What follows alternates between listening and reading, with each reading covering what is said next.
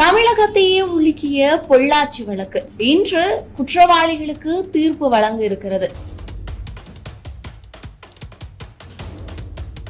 கிட்டத்தட்ட 6 வருடங்களுக்கு முன்பு, அதாவது 2019ஆம் ஆண்டு பொள்ளாச்சியில் நடந்த இந்த ஒரு சம்பவம் பொள்ளாச்சி மட்டுமில்லாமல் தமிழகத்தையே ஒரு பயங்கர அச்சுறுத்தலுக்கும் ஒரு பதவதைக்கும் வகையிலும் இந்த ஒரு வழக்கு அப்படின்றது இருந்தது. கோவை மாவட்டம் பொள்ளாச்சியில கல்லூரி மாணவி மற்றும் பெண்களை கடத்தி சென்று கூட்டுப்பாளையில் பலாத்காரம் செஞ்சு ஆபாசமா வீடியோ எடுத்து பயங்கரமா துன்புறுத்திய சம்பவம் பெரும் பரபரப்பை ஏற்படுத்தியிருந்தது. ஆபாச வீடியோவை எடுத்து அதுல துன்புறுத்திய காட்சிகள் எல்லாமே சமூக வலைதளங்கள்ல ரொம்ப வேகமா பகிரப்பட்டு கோவை மாவட்டம் மட்டும் கிடையாது, தமிழகத்தில் இருக்கக்கூடிய அனைவரையும் ஒருவித பயத்துல ஆழ்த்தியது அப்படின்னு சொல்லலாம்.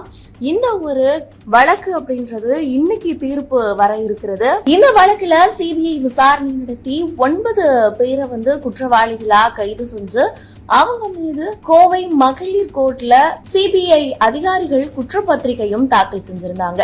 இது 2019ஆம் ஆண்டே நடந்தது. இந்த 9 பேர் கிட்ட விசாரணையும் தனித்தனியாக நடத்தப்பட்டது. இந்த வழக்குல அரசு தரப்பு வாதம், எதிர்த்தரப்பு வாதம்னு எல்லா விசாரணையும் முடிஞ்சு தீர்ப்புக்கான தேதியும் ஒத்திவைக்கப்பட்டிருந்தது. சோ அந்த வகையில இன்னைக்கு மே 13 இன்னைக்கு இந்த 9 பேருக்கு தீர்ப்பு வழங்கப்பட இருக்கிறதாகவும் இருந்தது. இந்த நிலையில இந்த 9 பேரையும் நீதிபதி நந்தினி அவர்கள் குற்றவாளிகளா உறுதி செஞ்சு இந்த தீர்ப்புக்கான நேரத்தையும் குறிச்சிருக்காங்க. அதாவது 12 மணிக்கு மேல இவங்களுக்கான தீர்ப்பு வழங்கப்படும் அப்படின்ற மாதிரியும் சொல்லியிருக்காங்க.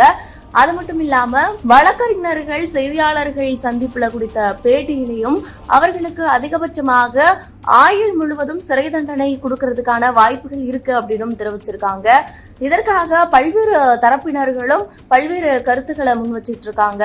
ஆயுள் தண்டனைலாம் இல்ல, அவங்களுக்கு தூக்கு தண்டனையா மாற்றணும் அப்படின்னு சமூக வலைதளங்கள்ல இளைஞர்கள் ஆவேசமா கேள்வி எழுப்பிக்கிட்டு இருக்காங்க. சோ இந்த வழக்குல என்ன தீர்ப்பு கிடைக்கும் அப்படின்றதையுமே பொறுத்திருந்து பார்க்கலாம்.